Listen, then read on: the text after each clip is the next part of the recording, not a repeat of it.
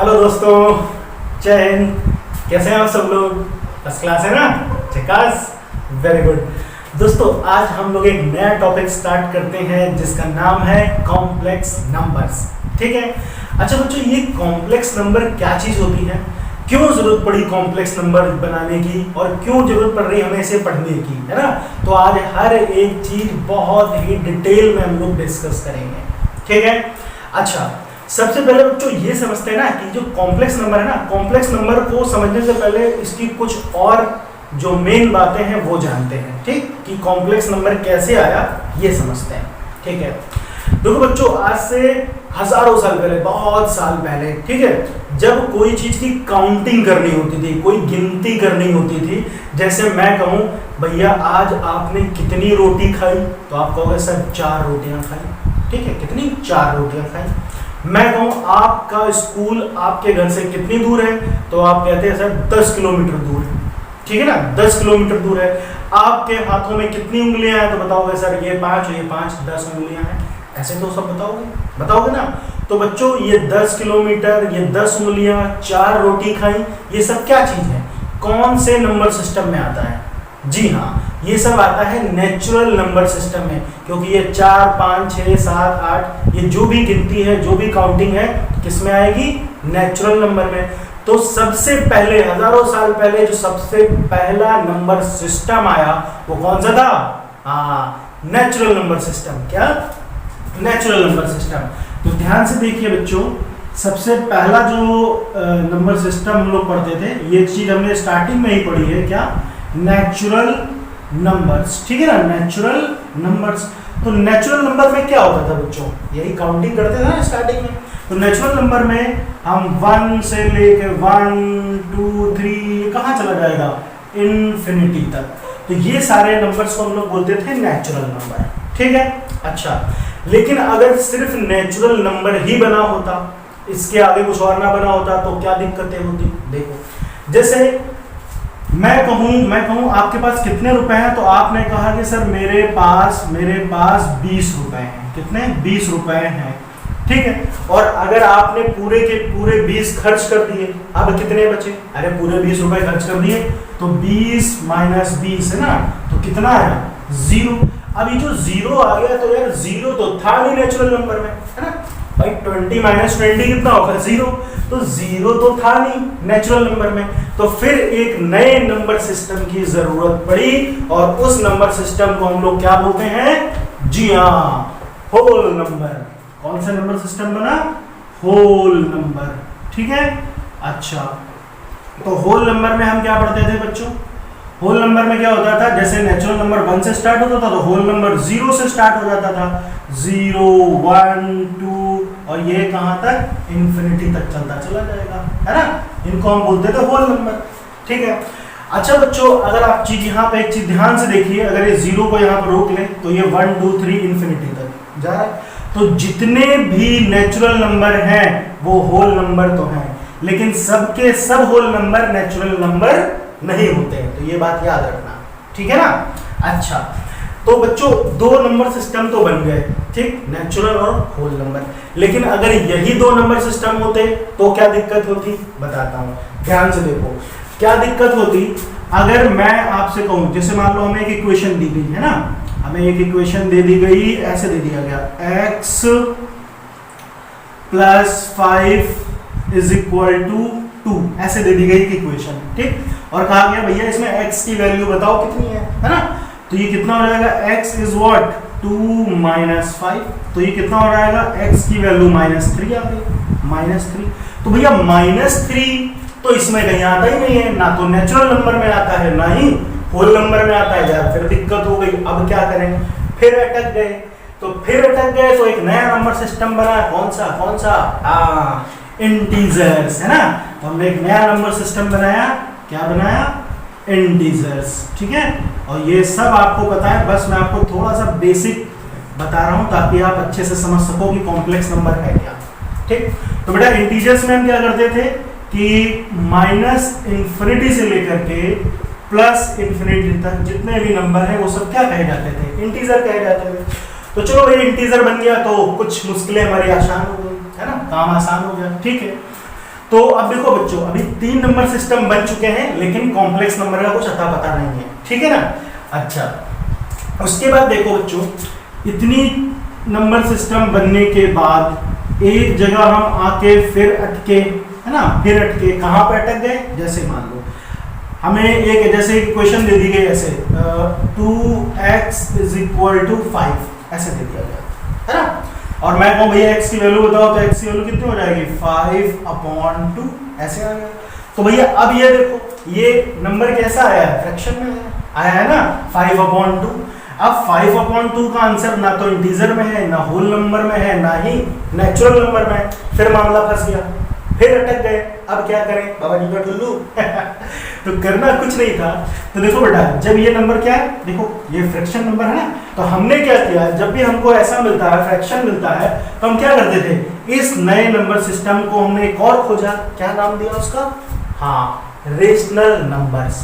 पता है ना, जब भी कोई नंबर p/q के फॉर्म में होता है, दिख रहा है ना, p/q के फॉर्म में होता है, where q is not equal to 0, तो इस तरह के नंबर को हम क्या बोलते हैं, रेशनल नंबर बोलते हैं।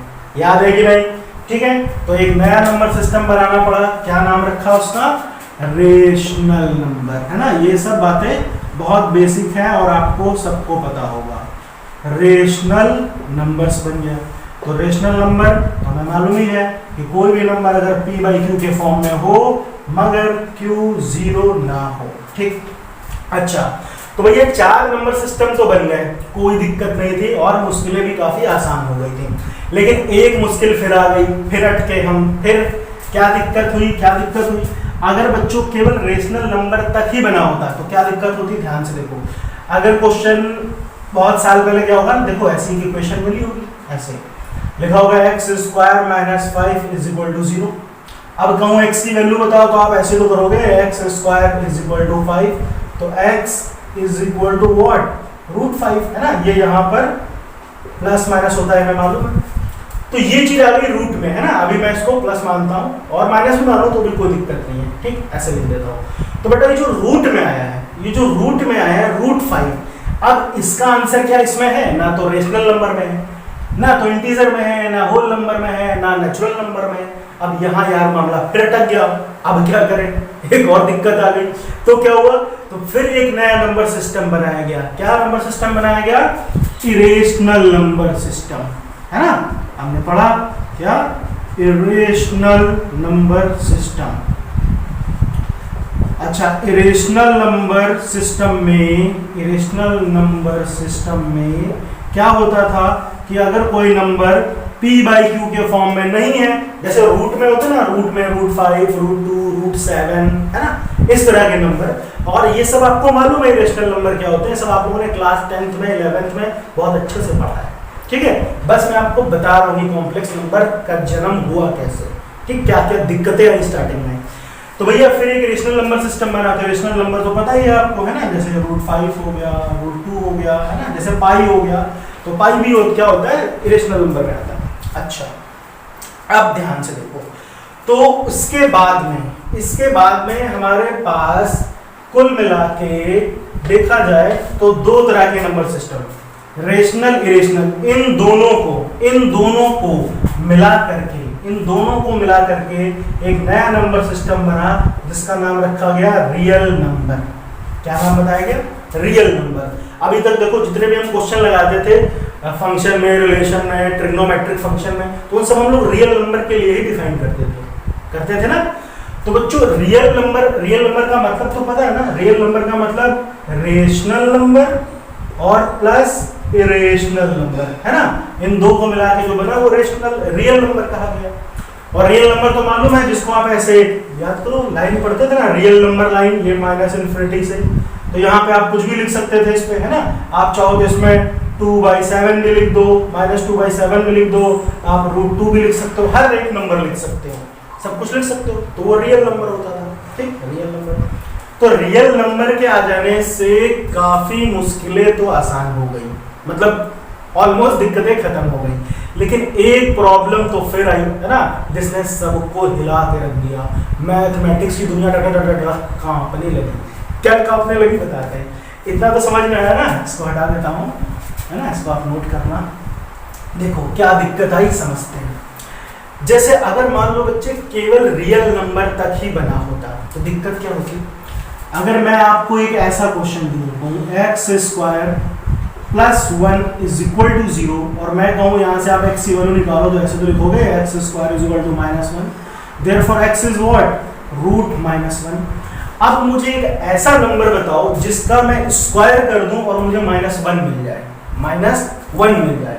कोई ऐसा नंबर हो सकता है, बताओ। अगर भैया मैं 1 × 1 करूं तो भी 1 मिलेगा, मिलेगा कि नहीं, और मैं -1 × -1 करूं तो भी मुझे 1 ही मिल रहा है, ये तो मिल नहीं रहा। तो यार समस्या आ गई, बहुत दिक्कत आ गई। तो इस आधार पर जब इस तरह की हमें एक इक्वेशन मिली, है ना, ये चीज मिली, तब दिक्कतें तो फिर बढ़ गई। क्योंकि अभी तक जितने भी नंबर सिस्टम हमने पढ़े हैं, real number, natural number, whole number, इन सब में तो इसका आंसर है नहीं, हो सकता है क्या, नहीं है। तो फिर एक नया नंबर सिस्टम बनाया गया जिसका नाम रखा गया क्या, इमेजिनरी नंबर। क्या, इमेजिनरी नंबर। मतलब को समझते हैं, इमेजिनरी नंबर में क्या था, है ना, बहुत ध्यान से देखना। इमेजिनरी नंबर, ठीक है, इमेजिनरी नंबर क्या होते हैं बेटा, बहुत ध्यान से समझो। ये जो चीज लिखी है बेटा, रूट में -1, रूट में -1, इसको हमने क्या कहा, आई। इसको हमने ये जो दिया ना रूट -1, इसको हम लोग इस तरह से, ये दिख रहा है थोड़ा सा टेढ़ा करके बनाया है, आई क्या बोलते हैं इसको, आई। और इसका नाम रखा आयोटा। क्या पढ़ते हैं इसको, आयोटा। यानी जब भी कभी आपको रूट में -1 मिलेगा, आप इसको आयोटा पढ़ोगे। क्या पढ़ोगे, आयोटा। ये थोड़ा सा ऐसे तिरछा इटैलिक करके आई बनाते हैं, आयोटा पढ़ते हैं। बहुत काम की चीज है, ध्यान से समझना। जैसे ध्यान से देखो, मैं आपसे कहूं कि एक्स स्क्वायर, ठीक है, x square plus 5 is equal to 0, ऐसे दिया हुआ है। मैं कहूं आप इसको सॉल्व करो, तो आप ऐसे तो लिखोगे बच्चों, x square is equal to -5, therefore x is what, root -5। अब मैं कहूं इसको बताओ, है ना, इसको बताओ क्या इसका मतलब है, ठीक है, क्या इसका मतलब है, कौन से नंबर सिस्टम में आता है। तो बेटा देखो, हम इसको ऐसे लिख सकते हैं, ध्यान से देखो, ऐसे देखो, मैं इसको ऐसे लिखूंगा, √5 × √-1। भैया इसको मल्टीप्लाई करो, फिर ये मिल जाएगा। तो इसको, इतने को, इस चीज को हम लोग क्या बोल सकते हैं, इस चीज को हम लोग बोल सकते थे आई, है ना, आयोटा पढ़ते हैं इसको, आई भी आप बोल सकते हो। तो बेटा ये जो वैल्यू आई x is equal to √5i, this is imaginary number, ठीक है। ये रियल नंबर नहीं है, ना नेचुरल है, ना होल है, ना इंटीजर है, ना रेशनल है, ना इरेशनल है, ये क्या है, इमेजिनरी नंबर है, ठीक है। तो हर वो नंबर अगर जैसे रूट में माइनस समथिंग करके आ जाए, कुछ भी आ जाए, तो इसको हम लोग इस तरह से बना के लिखेंगे, और जिसमें आई आ जाए, क्या आ जाए, आई, तो उस तरह के नंबर को बोलेंगे इमेजिनरी नंबर। क्या बोलेंगे, इमेजिनरी नंबर, ठीक। जिसमें भी आ जाए, जैसे कोई भी नंबर मान लो यार, जैसे मैं ऐसे लिख दूं x square plus 9 is equal to 0, तो x square is equal to -9, so x square is what, √-9। तो इसको आप कैसे करोगे, है ना, इसको आप कैसे करोगे, यहाँ पे कर देता हूं, है ना, दिख रहा है ना। तो इसको आप ऐसे तो लिखोगे x, ये स्क्वायर हट गया, सॉरी, तो x इज इक्वल टू, देखो 9 × -1 रूट में, तो बेटा 9 तो का स्क्वायर हो जाता है, 3 का हो जाता है, 3, और इसका मतलब i हो गया, तो x इज व्हाट, 3i। तो ये क्या है, इमेजिनरी नंबर है। कैसा नंबर है, इमेजिनरी नंबर। बात समझ में आई। देखो अब इसके बाद में हम लोगों ने कितने पढ़ लिए, 6-7 नंबर सिस्टम पढ़ लिए। अब कौन सा नंबर सिस्टम आया इसके बाद में, हाँ, अब कॉम्प्लेक्स नंबर आया इमेजिनरी नंबर के बाद, ठीक। तो ध्यान से देखो, इसको हटा देता हूं, आप नोट कर लेना। देखो क्या चीज आई है ना, समझते हैं। अब बात करते हैं बेटा कॉम्प्लेक्स नंबर की। तो कॉम्प्लेक्स नंबर को सबसे पहली बात ऐसे जेड, है ना, ऐसे दिखाते हैं, जेड का मतलब कॉम्प्लेक्स नंबर, और ये होता है z बराबर a प्लस IB, आई का मतलब आयोटा। जहां पर ये a दिख रहा है ना, ये a और ये b, ये दोनों के दोनों क्या है, रियल नंबर है। क्या बोलेंगे, real number. a and b both are real numbers. अब एक चीज देखना ध्यान से, देखो बेटा, ए रियल नंबर है और बी भी रियल नंबर है, लेकिन बी किसके साथ है? आई के साथ है, आई। और अभी ध्यान से देखो, जैसे मैंने अभी बताया था ना, जैसे लिखा है 3i, तो i का मतलब इमेजिनरी नंबर है ना, इमेजिनरी से, और ये 3 क्या है? रियल नंबर है, 3 है रियल नंबर। तो रियल नंबर इमेजिनरी नंबर जब एक साथ हो जाते हैं तो उसको क्या कहते हैं, है ना, मतलब रियल नंबर के साथ अगर i आ जाता है, आयोटा आ जाता है, तो उसे क्या बोलते हैं? Imaginary number. ठीक है ना।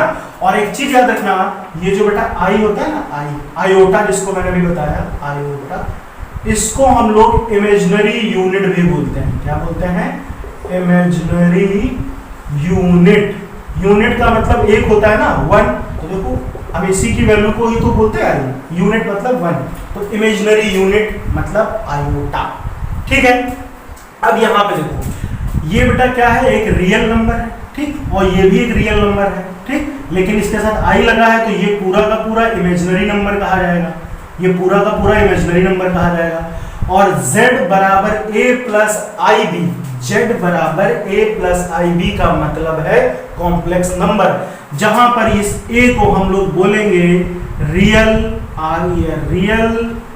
Part of z। z मतलब कॉम्प्लेक्स नंबर, यानी कॉम्प्लेक्स नंबर का रियल पार्ट ये है।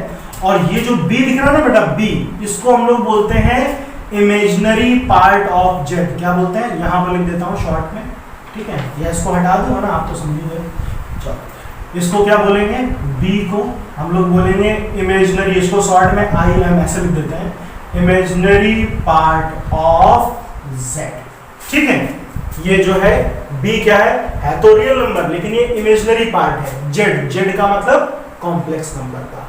a क्या है? Real part of z, real part of z, imaginary part of z। तो कॉम्प्लेक्स नंबर का बेटा मतलब हमने क्या समझा कि अगर आप एक रियल नंबर आपको दिया हो और इमेजिनरी नंबर दिया हो, क्या दिया हो? इमेजिनरी नंबर, तो इन दोनों के सम को, यानी real number plus imaginary number, इसको हम लोग क्या बोलेंगे? कॉम्प्लेक्स नंबर बोलेंगे। बात समझ में आई? बोलो हाँ या ना। ठीक है ना। रियल नंबर, इमेजिनरी नंबर, इनको जोड़ के जो नंबर बनता है उस नंबर को बोलते हैं क्या? Imaginary number, sorry complex number. ठीक है, आई बात समझ में? बोलो ठीक। अच्छा, उसके बाद में बेटा ये जो आई है ना, आई बहुत काम का है, ये जो आई आयोटा, ठीक, इसकी कुछ पावर्स के बारे में जानना बहुत जरूरी है। और अभी देखो बच्चों, जैसे भी हमने कॉम्प्लेक्स नंबर पढ़ा, ठीक, अभी ये कॉम्प्लेक्स नंबर कई कैटेगरी में भी डिवाइड है, ठीक, तो मैं इसकी कैटेगरी भी आपको बताऊंगा, लेकिन उससे पहले मैं इस आई के बारे में आपको थोड़ा सा और बताता हूं। ठीक है ना। तो इसको पहले आप नोट कर लो अगर आपको नोट करना है। अब देखो बच्चों, आई जो मैंने अभी आपको बताया, ठीक है, इमेजिनरी यूनिट। अब इसकी कहानी, इसकी पावर को समझते हैं। ठीक, बहुत इंपॉर्टेंट चीज है, अगर इसको समझ डाला तो समझो लाइफ झंगलाला, तो झंगलाला हूँ। अच्छा ठीक है, चलो ध्यान से देखो। तो बेटा हमने ये समझा ना कि ये जो आयोटा है, आई, इसको क्या पढ़ते हैं? रूट में -1, ठीक, और इमेजिनरी यूनिट है इसका मतलब, ठीक है। अच्छा, अब ध्यान से देखो बच्चों, अगर मैं इसका स्क्वायर करूं, आई स्क्वायर, तो बता सकते हो कितना आएगा? आई का स्क्वायर किया तो बेटा आई का स्क्वायर देखो, इसी का स्क्वायर कर लेते हैं। आई का मतलब तो है ना रूट -1 का स्क्वायर, तो ये करेंगे तो ये कैंसिल हो जाएगा, तो कितना आएगा? -1 मिलेगा कि नहीं मिलेगा? ठीक है। अच्छा, उसके बाद मैं कहूँ भैया आई की पावर 3, इसकी वैल्यू बताओ, तो आई की पावर 3 का मतलब क्या है? इसका मतलब है आई स्क्वायर इंटू आई, तो भैया आई स्क्वायर का मतलब है -1, क्या मतलब है इसका? -1 इंटू आई, तो कितना हो जाएगा ये? -i, ठीक, तो आई क्यूब का मतलब होता है -i, ठीक है। अच्छा, मैं कहूँ भैया आई की पावर 4 का मतलब बताओ, तो आई की पावर 4 का मतलब देखो, इसको ऐसे लिख सकते हैं ना, आई स्क्वायर इंटू आई स्क्वायर, तो इसका मतलब भी है -1 और इसका मतलब भी है -1, तो ये मिल गया +1। मिल गया कि नहीं मिल गया? तो आई की पावर 4 का मतलब हो गया +1। क्लियर है? अच्छा, अब ध्यान से देखो, इसी तरह मैं कहूँ भाई आप आई की पावर 5 बताओ कितना होगा, ठीक है, आई की पावर 6 बताओ, आई की पावर 7 बताओ, आई की पावर 8 बताओ, इस तरह से करते चले जाएंगे जहां तक आपको पता करना हो, कोई दिक्कत नहीं। तो बेटा i की पावर 5 को अगर हमें पता करना तो क्या लिखेंगे, i की पावर 4 इंटू आई। तो i की पावर 4 का मतलब 1 है ना, क्या मतलब है 1, और ये हो गया i, तो 1 इंटू आई कितना मिलेगा हमें, वापस i ही मिल जाएगा ना। अच्छा, इसी तरह से i की पावर 6 की अगर बात करूं तो ये कितना होगा, i की पावर 4 इंटू आई की पावर 2, तो ये कितना हो गया, 4 का मतलब i की पावर 4 का मतलब 1 था, और i की पावर 2 का मतलब -1 था, तो ये कितना मिला वापस हमें, -1 मिला है ना। तो इसको हम लिख सकते हैं -1। i की पावर 7 की बात करें तो i की पावर 7 को मैं ऐसे लिख सकता हूँ, i की पावर 4 इंटू आई की पावर 3। तो बेटा 4 का मतलब कितना था, i की पावर 4 का मतलब था 1, ठीक, और i की पावर 3 का मतलब था -i, तो 1 इंटू -i, तो आपको क्या मिलेगा, -i मिलेगा। इसी तरह से i की पावर 8 की बात करें तो बेटा ये कितना हो गया, i की पावर 4, i की पावर 4, तो 4 में कितना था 1, तो 1 इंटू 1 वापस मिला हमें 1। तो अगर आप एक चीज यहाँ पे नोटिस कर रहे होंगे, क्या, मैं जब भी i की वैल्यू निकालता हूँ मुझे 4 ही चीजें मिलती हैं, क्या, i -1 -i1, ध्यान से देख लो, i -1 -i1। इसी तरह आगे आप चाहे जहां तक करते चले जाओ, हजारों करोड़ जितना भी निकाल लो, आपको बस यही 4 रिजल्ट मिलेंगे। क्या मिलेंगे, अगर i जैसे मैंने बताया ना, √-1 का मतलब i, तो आपको केवल 4 रिजल्ट मिलेंगे, i मिलेगा, -1 मिलेगा, -i मिलेगा और 1 मिलेगा। ये 4 ही वैल्यू आपको घूम करके हर बार मिलेंगी, कुछ और नहीं मिलेंगे। ठीक है, बात समझ में आई। अब देखो इसी पे मैं आपको एक क्वेश्चन कराता हूं, अगर थोड़ा बहुत डाउट है तो आपसे क्लियर हो जाएगा।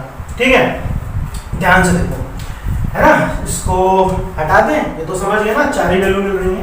अब ध्यान से देखो यहाँ पर, ठीक है, बहुत आसान है। मैं अगर आपसे कहूं कि भैया i की पावर कुछ भी लिख लो, i की पावर चलो 27 कर लेते हैं, i की पावर 27, ठीक, इसकी वैल्यू बताओ।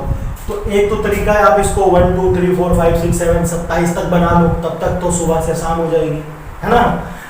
एक दूसरा तरीका क्या है, देखो बेटा, अभी हमने क्या पढ़ा, i है ना, ये क्या था, √-1, ठीक, और i स्क्वायर की वैल्यू निकालेंगे, है ना, यहाँ पे ऐसे लिख देता हूँ, i स्क्वायर की वैल्यू -1, i की पावर 3 की वैल्यू -i, और i की पावर 4 की वैल्यू 1।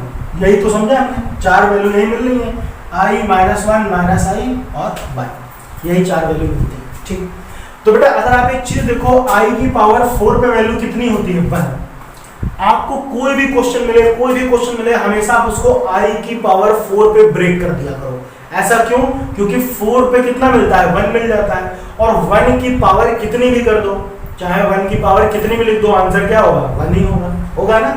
तो इसी तरह से हम इसको ब्रेक करेंगे। तो ध्यान से देखो, अगर मैं 27 को डिवाइड करूं 4 से तो कितना आएगा बताओ, आप ऐसे तो लिखोगे 4 6 24, तो रिमाइंडर बच गया 3। तो इसको हम क्या लिख सकते हैं, इस क्वेश्चन को ऐसा लिख सकते हैं, i की पावर 4 इंटू 6 प्लस 3, ऐसे लिख सकते हैं, बोलो 4 6 24 प्लस 3 27 हो जाएगा कि नहीं हो जाएगा। अच्छा, अब ध्यान से देखिए, मैंने इसको ऐसे लिख लिया, i की पावर 4 इंटू 6, और ये i की पावर 3 है ना, इसको हम ऐसे लिख सकते हैं कि नहीं लिख सकते हैं। तो बेटा देखो, ये i की पावर 4 का मतलब तो हो गया 1, इसका मतलब क्या हो गया, 1 हो गया, और 1 की पावर कितनी हो गई 6, और i की पावर 3 का मतलब -i, तो 1 की पावर जितनी भी हो जाए आंसर तो 1 ही होता है ना। तो ये कितना हो जाएगा, 1 इंटू -i, तो हमको क्या मिल गया, -i मिल गया। बोलो समझ में आया कि नहीं आया। तो इस तरह से आपको कोई भी क्वेश्चन दे दे आप आराम से ऐसे निकाल सकते हो। ठीक है, चलो एक क्वेश्चन और करके दिखाते हैं ना, इसको लिख लेना। अब ये क्वेश्चन है बच्चों, देखो इसमें क्या करेंगे, है ना, ध्यान से देखिए, ये कितना दिया, i की पावर -999। ठीक, तो फिर से जैसा कि मैंने क्या बताया, आप इसको 4 से डिवाइड कर लेना। तो देखो बच्चों, जब मैं इसको 4 से डिवाइड करूँगा, है ना, डिवाइड करना तो आपको अच्छे से आता है ना, आना चाहिए। तो यार जब देखो 4 से डिवाइड करेंगे कितना आएगा, कितनी बार करें, 4 2 8, 1 बचा, ये हो गया 9, तो ये 19 हो गया, कितना हो गया, 4 4 16, 3 बचा, ये 9 उतार दिया। फिर कितना हो गया, ये 4 9 36, तो इसको कट करेंगे तो रिमाइंडर बचा 3। कितना बचा रिमाइंडर, 3 आया। ठीक, तो बेटा इसको हम देखो, सबसे पहले मैं इसको ऐसे लिखूंगा, ये हो जाएगा 1/i की पावर 999। अब ये प्लस में हो गई ना, यहाँ माइनस में, तो इसको जब हमने सॉल्व किया तो देखो हम इसको ऐसे लिख सकते हैं 1/4 इंटू 249, 4 इंटू 249 प्लस कितना बचा 3, है ना, 3 हो गया रिमाइंडर। ठीक, अच्छा अब ध्यान से देखो, मैं इसको ऐसे लिख सकता हूँ 1/i की पावर 4 इंटू 249 इंटू आई की पावर 3। ठीक, तो अभी हमने समझा i की पावर 4 का मतलब 1, और 1 की पावर 249 होगी तो ये पूरा हिस्सा 1 हो जाएगा, ये पूरा हिस्सा 1, और 1 को i की पावर 3 से मल्टीप्लाई करेंगे तो कितना आएगा 1/i की पावर 3, ऐसे ही तो आएगा। और बेटा i की पावर 3 का मतलब होता है -i, तो ये कितना हो गया 1/-i। ठीक, अच्छा बच्चों इसको हम ऐसे ही करके नहीं छोड़ते हैं ना, इसको हम थोड़ा सा और सॉल्व कर लेते हैं ना, स्टैंडर्ड फॉर्म में बनाते हैं। तो उसके लिए क्या करेंगे, हम एक काम करते हैं, इसके ऊपर नीचे है ना, ऊपर नीचे -i से मल्टीप्लाई कर दिया, यहाँ भी -i, तो ये कितना हो जाएगा, ये हो जाएगा -i अपॉन ये माइनस माइनस प्लस हो जाएगा, तो ये हो जाएगा i² हो जाएगा ना। तो बेटा i² का मतलब -1 है ना, इसको हटा देते हैं, ये तो समझ में आ गया ना, हटा देते हैं। तो i² का मतलब कितना होता है -1, तो ये हो गया -i अपॉन -1, तो ये माइनस से माइनस कैंसिल, तो आंसर कितना है i। ठीक, इतनी बात समझ में आई। तो ऐसे करना है। तो बच्चों देखो, इस आधार पे, इस बेस पे हमने एक चीज समझी। क्या चीज समझी, इसको नोट कर लीजिए, बताता हूँ। तो हम क्या कर सकते हैं बेटा, जब भी हमें i की वैल्यू दी जाए, है ना, ध्यान से देखो, i की कोई भी वैल्यू दे दे, कितनी बड़ी भी वैल्यू दे दे, जो चाहे आपको दे दे, कोई दिक्कत नहीं है ना, बहुत ध्यान से समझना जो मैं बता रहा हूँ। ठीक, ध्यान से देखो, हम यहाँ पे लिख लेते हैं बेटा रिमाइंडर, ठीक है, रिमाइंडर। ठीक, और यहाँ पे मैं लिख देता हूँ उसकी वैल्यू यानी आंसर है ना। एक चीज बहुत ध्यान से समझ लेना, बहुत ध्यान से, जब कभी भी आप देखो, अगर किसी नंबर को 4 से डिवाइड कर रहे हो, तो आपको क्या क्या रिमाइंडर मिल सकता है बताओ। अगर कोई नंबर मैं 4 से भाग करूं, कोई भी नंबर, तो ऐसा होगा कि पूरा का पूरा 4 से कट जाएगा, तो पूरा का पूरा 4 से कैंसिल हो गया, तो रिमाइंडर बचा 0। ठीक, रिमाइंडर बचा 0। हो सकता है 4 से पूरा पूरा कैंसिल ना हो, तो रिमाइंडर 1 भी बच सकता है, हो सकता है रिमाइंडर 2 बच जाए, हो सकता है रिमाइंडर 3 बच जाए। अभी मैंने देखो इसके पहले क्वेश्चन कराया था, रिमाइंडर 3 बच रहा था। ठीक है, जैसे कोई भी नंबर ले लो यार, जैसे मैं कहूँ i की पावर 18, अब इसको आप 4 से भाग करो, तो 4 4 जा 16, तो 2 बच रहा है ना, रिमाइंडर 2 बचेगा। अगर खाली ऐसा होता 16, तो 4 से डिवाइड करोगे तो 4 4 जा 16, पूरा कैंसिल हो गया। ठीक, रिमाइंडर कुछ नहीं, 0 बचा। तो यही होगा कि जब आप किसी को 4 से डिवाइड करोगे किसी भी नंबर को, तो आपको जो रिमाइंडर मिलेगा यही 4 नंबर मिलेंगे, या तो 0, या तो 1, या तो 2, या तो 3। ठीक, अच्छा, तो बेटा जब भी आपको रिमाइंडर 0 मिलेगा, मतलब पूरा का पूरा कट जाएगा 4 से, तो उसका आंसर हमेशा 1 आएगा। क्या आएगा, 1 आएगा, चाहे आप चेक करके देख लेना। ठीक, पूरा पूरा कट गया। अच्छा, जब भी कभी रिमाइंडर 1 बचेगा, क्या जैसे 4 से हमने डिवाइड किया और रिमाइंडर बचा 1, तो बेटा उसका आंसर हमेशा i आएगा। क्या आएगा, i आएगा। जब भी रिमाइंडर 2 बचे, क्या बचे, रिमाइंडर 2 बचे, याद रखना बहुत ध्यान से, रिमाइंडर 2 बचेगा तो उसका आंसर हमेशा कितना आएगा, -1 आएगा, -1 आएगा। अगर रिमाइंडर आपका 3 बच जाए, देखो अभी 3 बच रहा था, तो रिमाइंडर कितना आ रहा था, -i आ रहा था, -i।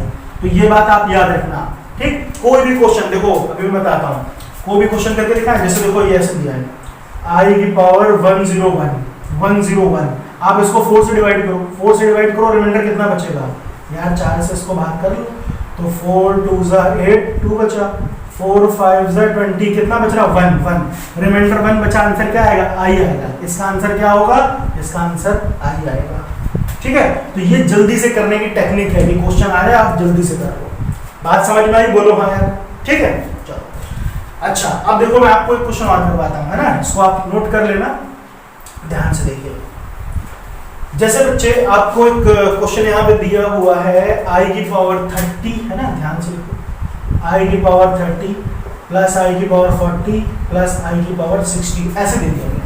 ठीक, कहा गया इसको सॉल्व करो। चलो भाई सॉल्व करते हैं, कोई दिक्कत नहीं है। चलो देखो इसको कहा गया ना इसकी वैल्यू पता करनी है, तो कैसे पता करेंगे बच्चों? सबसे पहले काम करते हैं, देखो यहाँ पे देखो पूरे में देखो i की पावर 30 कॉमन ले लें, तो कॉमन लेंगे तो यहाँ 1 बचेगा, यहाँ कितना बचेगा i की पावर 10 और यहाँ बचेगा i की पावर 30, ऐसे तो बचेगा। ठीक, आप चाहो तो इसको अलग अलग करके भी सॉल्व कर लेना, 30 40 60, तो इन सब की जो वैल्यू आए लिख के सॉल्व कर दो, ऐसे कॉमन करके कर लो जो भी आपका मन करे, है ना। तो बेटा देखो अभी ये दिया है ना i की पावर 30, तो इसको अगर आप 4 से भाग करोगे कितना बचेगा बताओ? ऐसे तो लिखोगे 4 7 जा 28, रिमाइंडर बचेगा 2, क्या बचेगा? रिमाइंडर बचेगा 2, तो जब रिमाइंडर 2 बचेगा तो आंसर कितना आएगा? -1, तो इसका आंसर कितना आएगा? इसका आंसर कितना आएगा? -1।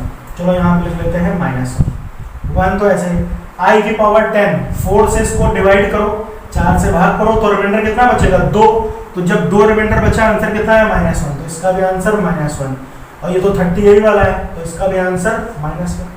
तो बेटा ध्यान से देखो ये -1 से -1 कट गया, कितना बचा? -1 × 1, तो कितना है आंसर? -1। ठीक है, ये -1 सॉरी -1 से +1 कट गया है ना, -1 तो ये +1 हो गया। ठीक है, ये बात समझ में आई? यहाँ पे ऐसे बता देते हैं, तो ऐसे लिख लो 1 और -1, तो भैया ये 1 और ये -1 खत्म, तो कितना बचा? -1 × -1, तो आंसर कितना आया? 1 आया। तो समझ में आया ये कैसे हुआ? ठीक, अगर आप ऐसे भी करते, सिंपल भी करते तो भी हो जाता। ठीक, अगर आपको ऐसे नहीं करना है तो देखो ऐसे भी कर लो, ऐसे भी कर लो, तो भी देखो आंसर बनाएगा।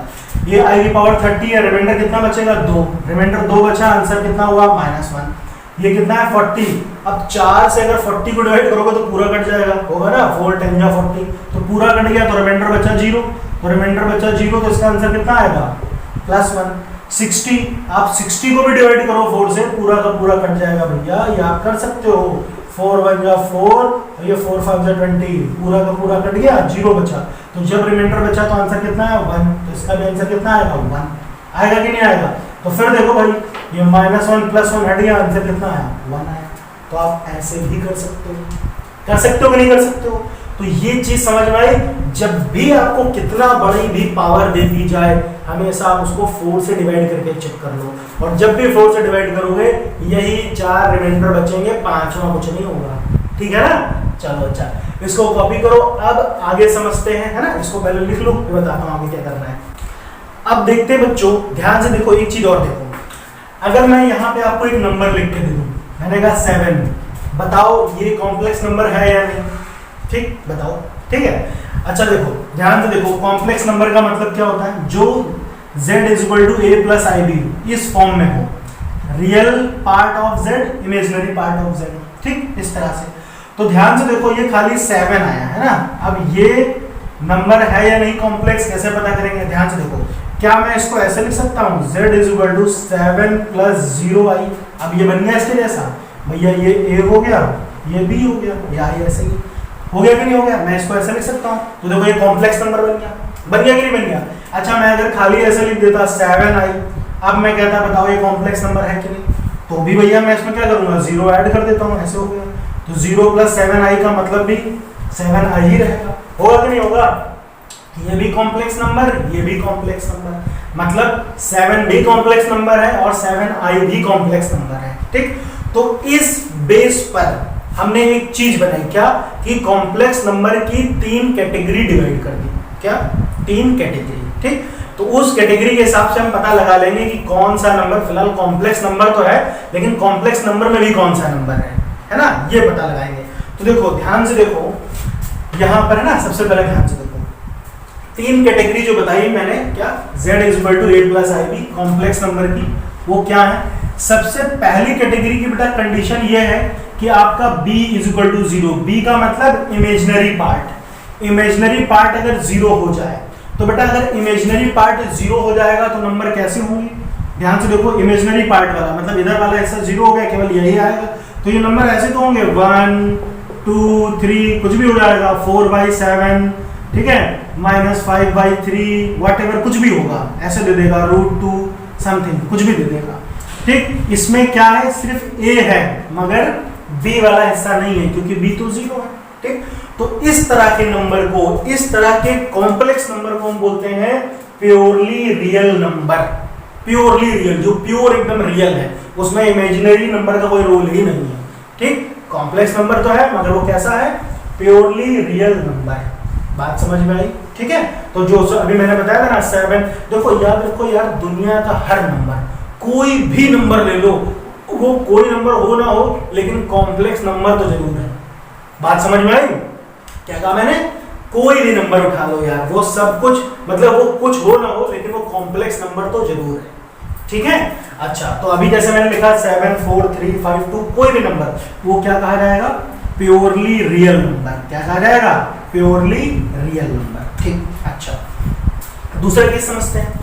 दूसरा केस ये हुआ बेटा कि जब आपका a इज इक्वल टू 0 हो जाए। a इज इक्वल टू 0 हो जाए का मतलब क्या है, a इज इक्वल टू 0 हो जाए तो a का मतलब ये रियल पार्ट 0 हो गया। तो रियल पार्ट 0 हो गया तो केवल ये इमेजिनरी वाला इधर वाला हिस्सा बचेगा, है ना। तो हम इसको क्या लिखेंगे, यहाँ पे ऐसे लिख देता हूँ। तो इसमें कौन कौन से नंबर आएंगे जिसके साथ i आता हो, जैसे 7i 5i √2i, कुछ भी हो जाए 9/2i, ऐसे करके आ जा रहा है, ये सब आ जा रहा है, ठीक। इसमें देखो रियल पार्ट जो था a वाला हिस्सा 0 हो गया, ठीक। तो इस तरह के नंबर को हम क्या बोलेंगे, प्योरली इमेजिनरी नंबर। क्या है, प्योरली इमेजिनरी है, क्यों, क्योंकि इसमें रियल वाला हिस्सा है ही नहीं, ठीक है। प्योरली रियल, प्योरली इमेजिनरी, ठीक। अच्छा, तीसरी जो कैटेगरी डिवाइड की कॉम्प्लेक्स नंबर की बेटा, उसको क्या बोलते थे, इमेजिनरी नंबर। इमेजिनरी नंबर में जैसे देखो b not equal to 0, b not equal to 0, b 0 नहीं होना चाहिए। बात को समझो, b 0 ना हो मतलब कुछ भी हो जाए बस 0 ना हो। तो कहने का मतलब है इसमें आप देखो नंबर ऐसे लिख सकते हो 7 + 3i लिख सकते हो। देखो b 0 नहीं है, और भी लिख लो, कुछ भी लिख लो, जैसे मैंने खाली 3i लिख दिया, ठीक। यहाँ पे लिख दो 5 + 2i, ठीक। यहाँ पे मैंने लिख दिया 9/2i। तो आप एक चीज देखोगे यार, यहाँ पे एक चीज देखो, ध्यान से देखो, क्या यहाँ पे हमने एक चीज देखी, यहाँ पे लिख देता हूँ 9/2i, ठीक है। एक चीज देखी क्या, कि सर इसमें भी 9/2i आ रहा है, इसमें भी 9/2i आ रहा है। देखो यहाँ पे ध्यान से देखो, इमेजिनरी नंबर की कंडीशन क्या है, b नॉट इक्वल टू 0। इसमें कहने का मतलब है कि b 0 नहीं होना चाहिए, a हो तो भी ठीक है, नहीं हो तो भी ठीक हो, कोई फर्क नहीं पड़ता। मतलब जैसे यहाँ पे a लिखा है मैंने, a रियल पार्ट, तो इमेजिनरी नंबर में अगर ये दिख रहा है a, ये आ जाए तो ठीक है, नहीं आ जाए तो भी ठीक है, कोई दिक्कत नहीं, तो भी वो इमेजिनरी नंबर है। लेकिन इमेजिनरी नंबर में a इज इक्वल टू 0 था, इसमें a आएगा ही नहीं आएगा, इसमें प्योरली इमेजिनरी में, भाई प्योरली इमेजिनरी में तो a इज इक्वल टू 0 है, तो a तो इसमें आ ही नहीं सकता, लेकिन इसमें a आ सकता है। तो एक चीज आप ध्यान से देखो, जितने भी प्योरली इमेजिनरी नंबर हैं वो इमेजिनरी नंबर हो सकते हैं। ध्यान से देखो, प्योरली इमेजिनरी नंबर हो सकते हैं, मगर इमेजिनरी नंबर सबके सब प्योरली इमेजिनरी नंबर नहीं हो सकते, ठीक है। तो बात समझ में आ गई, ठीक। अच्छा, एक कंडीशन बच्चे ऐसी होगी, एक कंडीशन होगी जहां पे ये रूल फॉलो नहीं होगा। क्या नहीं होगा, समझते हैं, ध्यान से देखो, ये तो समझ में आया। ध्यान से देखो, जब बेटा आपको 0 दे दिया जाए, क्या कह दिया जाए, 0, ठीक। 0 के केस में ध्यान से समझना, 0, अगर मैं ये वाला रूल लेके चलूं b इज इक्वल टू 0, भाई 0 को तो मैं ऐसे भी लिख सकता हूं 0 + 0i लिख सकता हूं ना, 0 + 0i। तो इसमें ध्यान से देखो, जब b वाला हिस्सा 0 हो गया, b वाला हिस्सा 0 हो गया, ये तो कहा गया जब b 0 हो जाए तो प्योरली रियल। तो भैया ये देखो b वाला हिस्सा 0 है, तो ये क्या हो गया, प्योरली रियल भी हो गया। यहाँ पे देखो, अगर मैं ये वाला लेके चलूं a इज इक्वल टू 0, चलो a इज इक्वल टू 0 हो जाए, a इज इक्वल टू देखो a की जगह पे 0 हो गया, तो 0 आई, तब तो ये प्योरली इमेजिनरी नंबर भी है। ये कंडीशन तो लगेगी नहीं, क्योंकि ये तो कह रहा b नॉट इक्वल टू 0।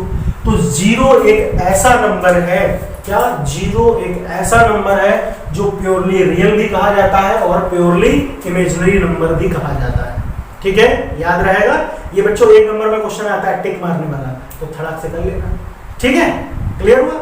अच्छा, अब बच्चों हम लोग समझते हैं कि कॉम्प्लेक्स नंबर को जोड़ा, घटाया, गुणा, भाग कैसे किया जाता है ना। तो बहुत ही आसान है, इतनी चीज समझ में आ गई, ठीक। चलो इसको नोट कर लो। अब समझते हैं बच्चों इक्वलिटी ऑफ कॉम्प्लेक्स नंबर क्या होता है ना। ध्यान से देखो, बहुत आसान है फिलहाल यार, इसमें कुछ नहीं करना, बहुत आसान है, ठीक। देखो जैसे मान लो बच्चों आपको एक कॉम्प्लेक्स नंबर दे दिया गया ऐसे z1 दे दिया गया a प्लस आई बी, ठीक, और एक दूसरा कॉम्प्लेक्स नंबर दे दिया गया z2 is equal to c plus I D, ठीक है, c plus I D, C I D, ACP Pradyuman Daya कुछ तो गड़बड़ है। अच्छा देखो, अब बेटा जब बात हो रही इक्वलिटी की तो हम इसको ऐसे लिखेंगे ना, z1 बराबर z2, तो ये ऐसे हो जाएगा a प्लस आई बी बराबर c plus I D.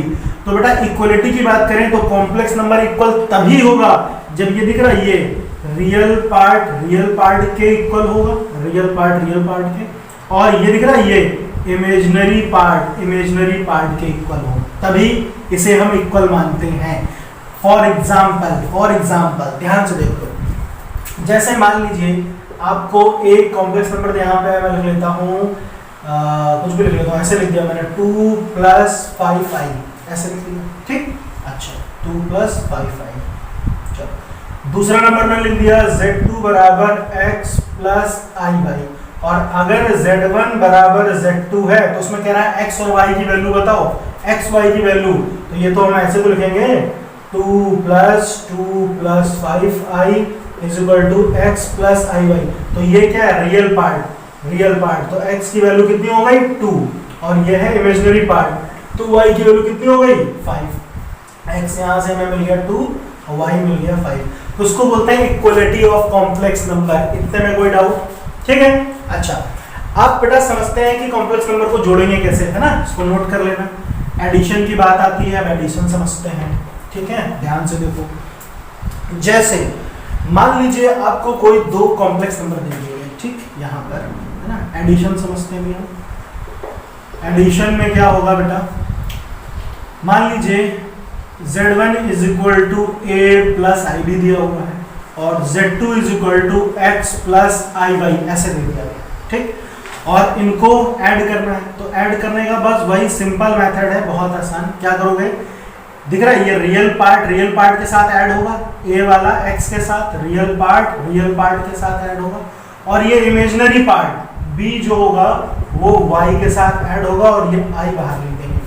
Real part real के साथ, इमेजिनरी पार्ट इमेजिनरी के साथ, ठीक है, ऐड होता है। अच्छा इसी तरह माइनस की भी कहानी होगी, अगर यहाँ माइनस होता तो माइनस आ जाता, समझ गए कि नहीं समझ गए, ठीक है। अच्छा अब बात करते हैं बेटा मल्टीप्लिकेशन की, ठीक, मल्टीप्लिकेशन ये ना, ये तो समझ में आया। चलो अब जैसे मान लो यही मुझे दो नंबर दे दिए गए, ठीक, मुझे इनको मल्टीप्लाई करना है, ठीक है, मल्टीप्लिकेशन समझते हैं। तो मल्टीप्लिकेशन में क्या होगा, ध्यान से देखो, हम इसको मल्टीप्लाई करेंगे ना, z1 इंटू z2, है ना, बहुत ध्यान से समझना। देखो हम ऐसे लिखेंगे a प्लस आई बी और x प्लस आई वाई, ऐसे लिखा हमने, ठीक। तो देखो मल्टीप्लाई जैसे सिंपल मल्टीप्लाई करते हैं ना बेटा, वैसे ही मल्टीप्लाई करना है। ध्यान से देखो, पहले a को x से करो तो मिलेगा ax, फिर a को इससे करेंगे, है ना, a को पहले इससे किया, अब a को इससे करेंगे, ठीक। अब इसमें देखो पहले की तरह नहीं है कि केवल रियल पार्ट मल्टीप्लाई हो गया, इमेजिनरी मल्टीप्लाई हो गया, गलत हो जाएगा, ऐसे मत करना, ठीक। तो a को x से किया ax, a को आई वाई से किया तो कितना आएगा a y i, ठीक। अब इसका ये दिख रहा है, इसका काम खत्म। अब इसको लेते हैं इमेजिनरी पार्ट को, तो ये आई बी एक्स से मल्टीप्लाई होगा तो कितना आएगा बी एक्स आई, फिर ये आई बी आई वाई से मल्टीप्लाई होगा तो कितना आएगा, हो जाएगा बी वाई आई स्क्वायर, ऐसे हो जाएगा ना, मल्टीप्लाई होगा। तो ध्यान से देखो बेटा, ये तो ऐसे रहा ए एक्स प्लस, देखो इन दोनों में आई आया है, तो आई अगर मैं कॉमन ले लूँ तो ऐसे हो जाएगा, ये ए वाई प्लस बी एक्स आई ऐसे हो गया, बोलो हाँ यार, ठीक। यहाँ पर देखो ये लिख रहा है बी वाई आई स्क्वायर, दिख रहा है कि नहीं दिख रहा है। तो बेटा हमने पढ़ा था ना, आई स्क्वायर का मतलब होता है -1, आई स्क्वायर का मतलब -1, तो ये कितना हो जाएगा, ये -1 से मल्टीप्लाई होगा तो ऐसे हो जाएगा माइनस बी वाई, होगा कि नहीं होगा। अब इसको मैं इधर लिख लेता हूँ ए एक्स माइनस बी वाई, और ये कितना हो गया ए वाई प्लस बी एक्स आई। तो अब ये पूरा रियल पार्ट हो गया, this is real part, this is imaginary part, देखो इमेजिनरी पार्ट। तो इस तरह से हम किसी भी कॉम्प्लेक्स नंबर को मल्टीप्लाई कर सकते हैं, ठीक है। इसमें कोई डाउट कोई समस्या हो तो बताओ, ठीक है? आई बात समझ में? एक क्वेश्चन करके दिखाऊं इस पे आपको? चलो चाहे क्वेश्चन करके दिखाता हूँ, है ना? ये हटा देते हैं, ध्यान से देखो। जैसे मान लीजिए जो Z1 है, कुछ भी लिख लो यार, Z1 कितना लिख दिया, मैं ऐसे लिख देता हूँ 2 + 3i, ठीक? और Z2 लिख लेता हूँ 3 + 2i, ऐसा लिख दिया।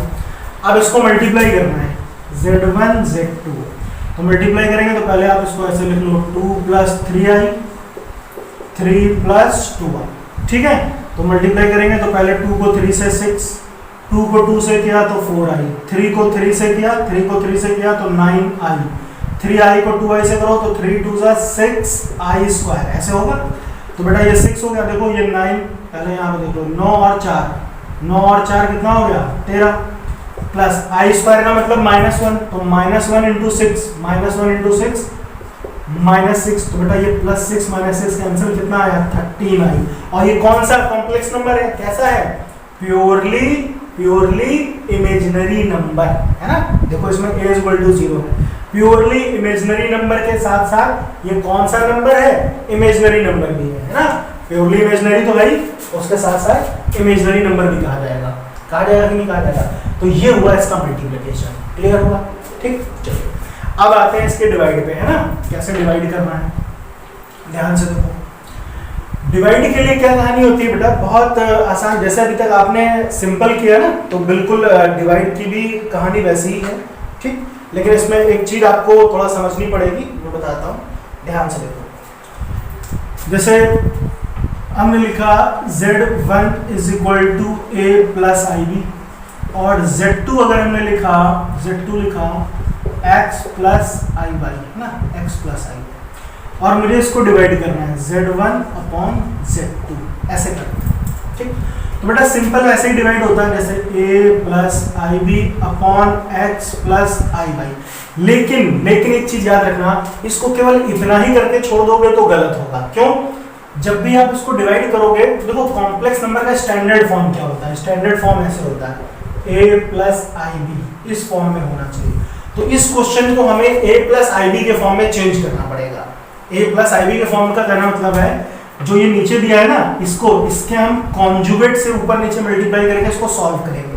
क्या करेंगे? जैसे ये दिया x + iy, तो हम इसको देखो ऐसे लिखेंगे x - iy, प्लस का अपोजिट हो जाता है ना कॉन्जुगेट तो मालूम है ना आपको?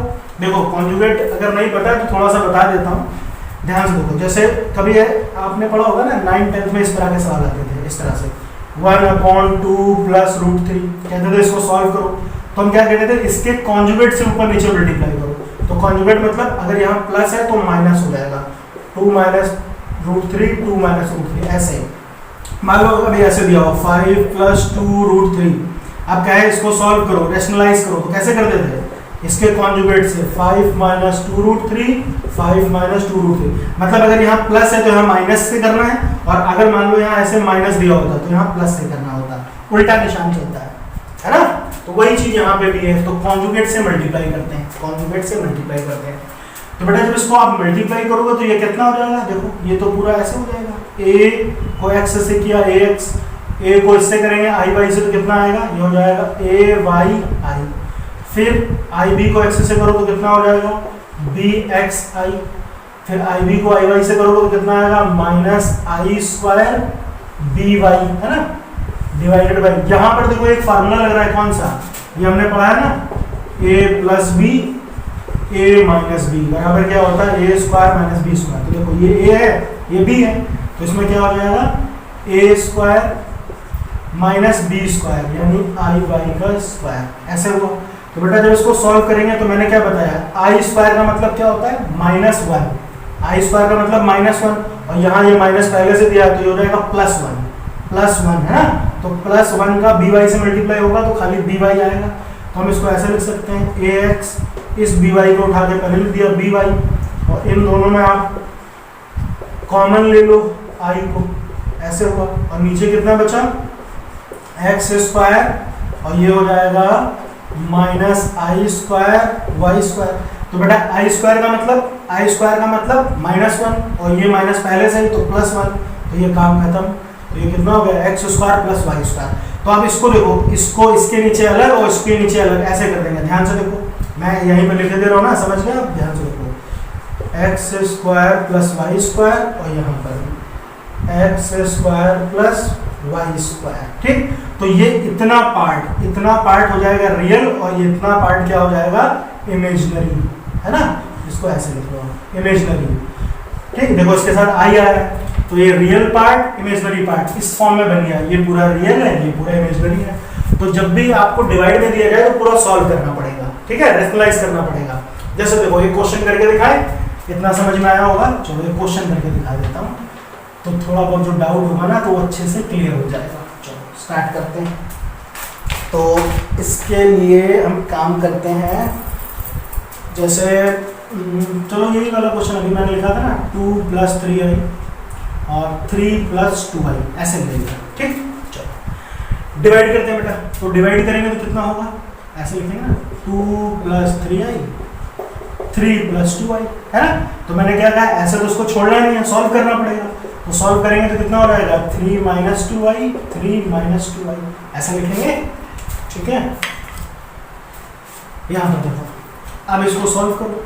तो इसको सॉल्व करेंगे तो बेटा कितना आएगा? 2 को 3 से किया 6, 2 को 2 से करो तो कितना आएगा? 4i, 2 × 2 = 4i।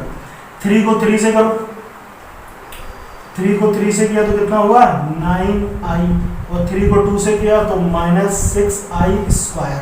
कितनी बात समझ में आ गई? ठीक है, अब नीचे देखो, नीचे तो वही फार्मूला बन गया, a + b a - b, तो a² - b², a² - b²। तो बेटा ये कितना हो गया? ये हो गया 6। यहाँ पे देखो 9 में से 4 गया, 9 में से 4 गया तो बचा 5i। और ये देखो i² का मतलब, i² का मतलब -1, तो -6 × -1 +6, ये हो जाएगा +6 अपॉन ये कितना हुआ? 9 - 2 का स्क्वायर 4 और ये i²। फिर से देखो यहाँ i² का मतलब -1, तो ये -4 × -1 +1, प्लस मतलब हो जाएगा प्लस में ना +4, ये हो गया। अच्छा अब देखो 6 और 6 12, ये 12 + 5i अपॉन 9 × 4 13, 13 हो गया। अब इसको आप अलग कर लो, ऐसे लिख लो 2/13 + 5i/13। ठीक, तो ये देखो ये स्टैंडर्ड फॉर्म बन गया। अगर मैं पूछूं इसका रियल पार्ट क्या है तो ये रियल पार्ट है a, इमेजिनरी पार्ट पूछूं तो ये इमेजिनरी पार्ट है ना, i को आप अलग कर लो ऐसे, इमेजिनरी पार्ट रियल पार्ट। समझ में आया? तो बेटा अब आपको समझ में आया कि कॉम्प्लेक्स नंबर को जोड़ना, घटाना, गुणा, भाग कैसे करना है। ठीक, कॉम्प्लेक्स नंबर की कैटेगरी समझ में आ गई। आई क्या होता है? आयोटा, इसका कॉन्सेप्ट समझ में आ गया। कोई डाउट हो इतने में बताओ, ठीक है? ओके, तो बच्चों अब इसी पे बेस्ड, आई पे बेस्ड, कॉम्प्लेक्स नंबर पे जोड़ना, घटाना, गुणा, भाग पे जितने भी बेस्ड क्वेश्चन हो उनको आपको लगाना है। ठीक, अब इसके आगे के लेक्चर में मैं आपको बताऊंगा कि मल्टीप्लिकेटिव इनवर्स क्या होता है, कॉन्जुगेट क्या होता है, मॉडुलस क्या होता है, और सबसे इंपॉर्टेंट चीज क्या? Polar form of complex number. ठीक, इनको समझेंगे, इनकी कुछ प्रॉपर्टीज को समझेंगे जो बहुत ज्यादा इंपॉर्टेंट होंगी। ठीक, तो बच्चों ये सब समझ में आया आपको? ठीक, और अगर कोई भी चीज यार ना समझ में आई हो, कमेंट करके जरूर पूछना, ठीक है ना?